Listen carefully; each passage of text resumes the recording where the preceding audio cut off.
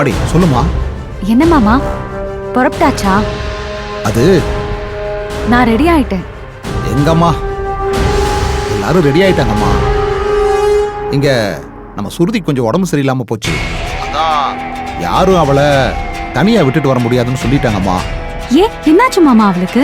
பெருசா ஒண்ணும் இல்ல, உடம்பு ஏதோ நல்லா இருக்கான், வேற ஒன்றும் பயப்படுறதெல்லாம் இல்லை. மாமா அப்போ ஸ்ருதி கிட்ட நீங்க தான் எப்படியாவது பேசி சமாளிச்சு கூட்டிட்டு வரணும்.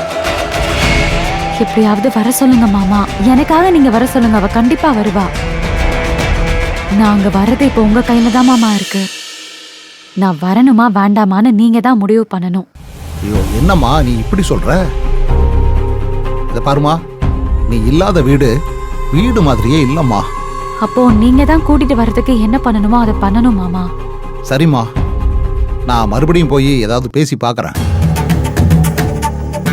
கவலைப்படாத, கண்டிப்பா நான் எப்படியாவது கூட்டிட்டு வந்துடுறேன். சரியா? சரிங்க மாமா. சரி.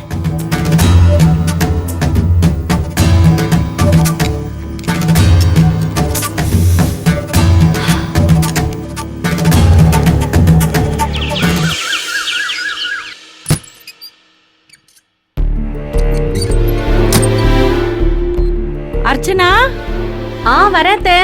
இது வந்துட்டேன் அத்தை. நான் கோயிலுக்கு போயிட்டு வந்துடுறேன். நான் இல்லாம நீங்க மட்டும் கிளம்பிட்டீங்க. பூங்கொடியும் மாப்பிள்ளையும் கோயிலுக்கு சாமி கும்பிட வராங்களாம். நான் போய் அவங்கள பார்த்துட்டு வந்துடுறேன். சொல்லியிருந்தா நானும் வந்திருப்பேன்ல அத்தை. பூங்குடியை பார்க்கணும்னு எனக்கும் ஆசையா இருக்கு. நாம 2 பேரும் போனா மாட்டிக்கிருவோம். நான் மட்டும் போயிட்டு வந்துடுறேன். என்னைய கேட்டா நீ சமாளிச்சுக்க. சரி அத்தை, நானும் அவளை கேட்டதா சொல்லுங்க. சரி, நானும் வரேன். வாங்க. சரி வா.